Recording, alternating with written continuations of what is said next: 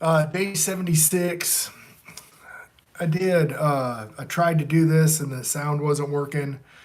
And I was just going to try to put all day 76 into one video, but really, when the sound didn't work, uh, I just needed to put chapter 18 in one video. Day 76 is going to be a three-part. It'll be chapter 17, which I'm going to do right now. I've already done a chapter 18. That's all the marbles, folks. Chapter 18 right there, day 76, part 2, chapter 18. That's it. I can't do it justice for teaching it. I can try. I can just try. I'm not a Bible teacher.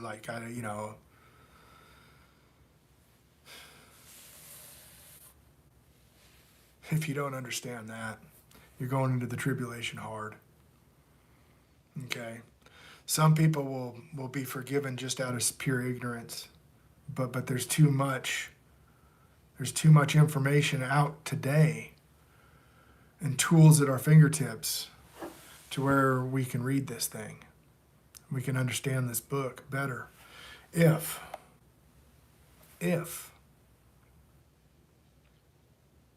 obey his commands. All right. So here we go. This is 17, and then I'll go ahead and I'll do a 19 and 20.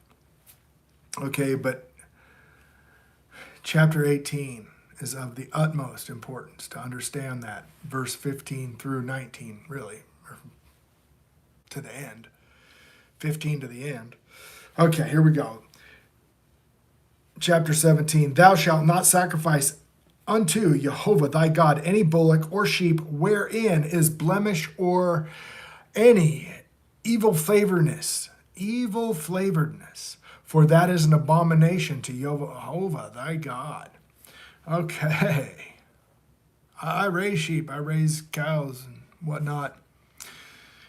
Finding one in my herd that's not blemished is going to be something. I may have one. I don't know.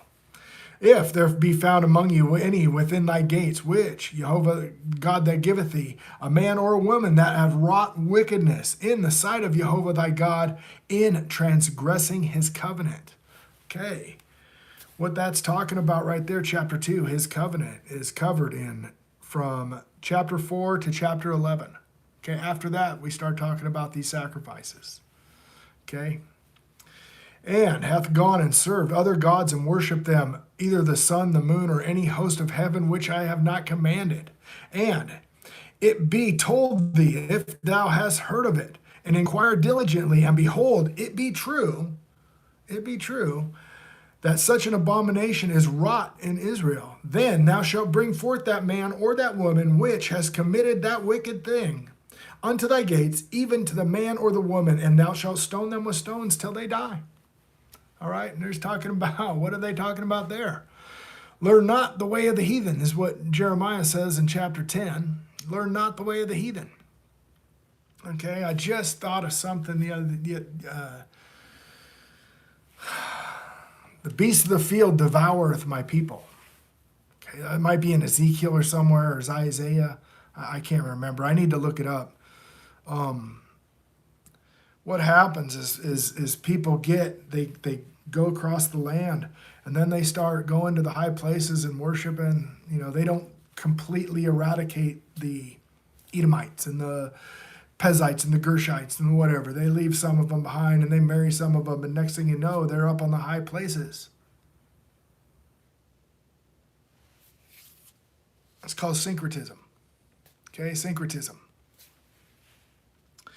You can look that up. Google it, syncretism. It's combining worship of the one God with the God of the heathens. It's a no bueno. It's what we do with our winter solstice celebration called Christmas. It's what we do when we reckon a day in the spring to the equinox. Okay?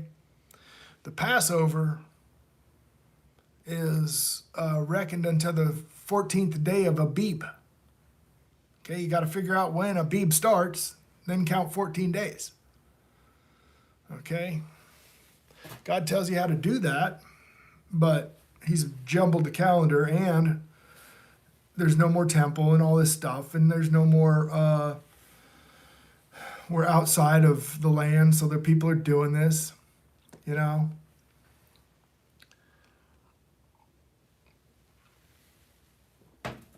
Wherever you hear it, man, wherever you hear it. Yeah, even this word goes out to even the filthy, you know. So there's people lining up to do a sunrise service. That's sun worship, folks. You're getting tricked into sun worship. Reckoned by the day. They bake cakes to the Queen of Heaven. Queen of Heaven is like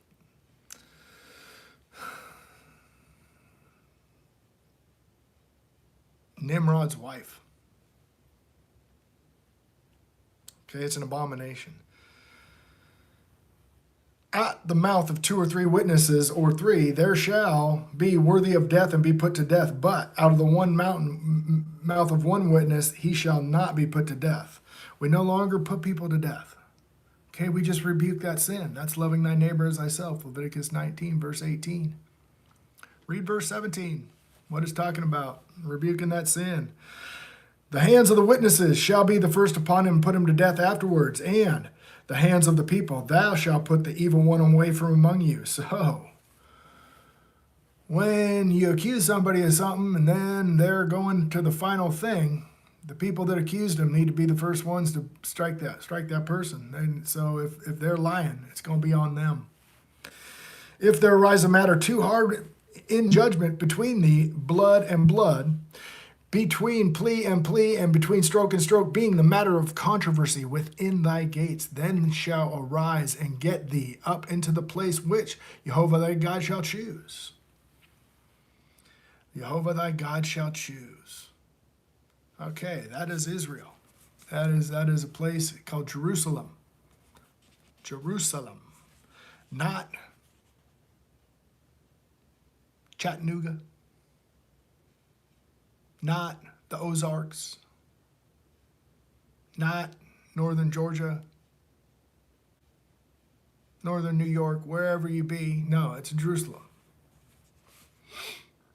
Thou shalt come unto the priests and the Levites and the judge, and that shall in those days and inquire them, they shall be sentenced of judgment. And thou shalt do according to the sentence which they of that place of Jehovah shall choose to show thee. And thou shalt observe according to all that they inform thee. According to the sentence of the law they shall teach thee, according to the judgment which they shall tell thee. Thou shalt do, and thou shalt not decline from thy sentence which they shall show thee, to the right hand nor to the left. And the man that will do presumptuously and will not hearken unto that priest standeth to minister before Jehovah thy God, or unto the judge, even that man shall die, and thou shalt put away the evil from Israel. And all the people shall hear and fear and do no more presumptuously. Okay, presumptuous sin. It's a big deal. That's covered in Numbers chapter 15. When thou art into the land which Jehovah thy God giveth thee, and thou shalt possess it, and thou shalt dwell herein, and thou shalt say, a king over me, like to all the nations that are about me. Thou shalt in any wise set him king over thee, whom Jehovah thy God shall choose from one among thy brethren.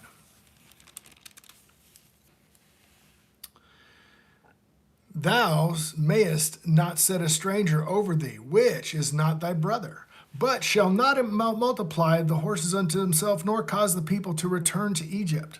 Returning to Egypt is returning to the bondage of sin. Returning to Egypt is worshiping those gods of Egypt, or the gods of the Assyrians, or whatever. And should multiply the horses, for as much as Jehovah hath said unto you, ye shall henceforth no return more that way. Neither shall he multiply wives to himself, that his heart turn not away, neither shall he multiply to himself silver and gold.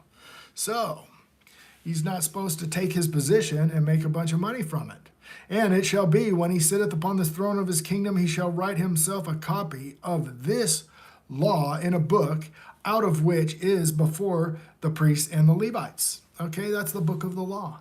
Okay, there's a difference between the book of the law and the Holy Covenant. The book of the law is written by men's hands for a time until the seed should come. That's what Paul is talking about in Galatians. That his heart not be lifted up above his brethren, that he turn not aside from the commandment to the right hand or to the left. To the right hand or to the left. There's a ditch on either side of the road. The path is narrow.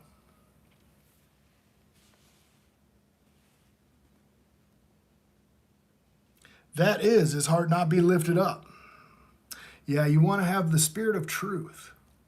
Spirit of truth. You get the spirit of truth in John 4, it tells you how in John 14, verse 15 through 17. That his heart not be lifted up in his brethren, and he turn not aside from the commandment to the left hand or to the right hand.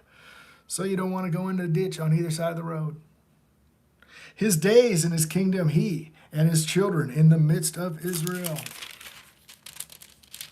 So that is chapter 17. Chapter 18, like I said at the beginning of this, is all the marbles, folks. So that'll be part 2. It's already recorded. It's already up. Part 2 is all the marbles. If you don't understand part 2, you're going into the tribulation hard. Going into the tribulation hard. It's bad news.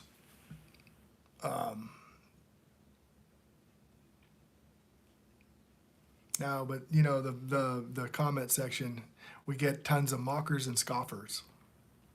Some of their scoffing is pretty funny, actually. It's hard not to get a chuckle out of it. There we go, folks. Paul tells us not to argue with atheists, you know. Not to argue with atheists, not to judge atheists is what he says. Don't judge atheists. Judge those that are inside. Judge those that are inside the church. Because guess what?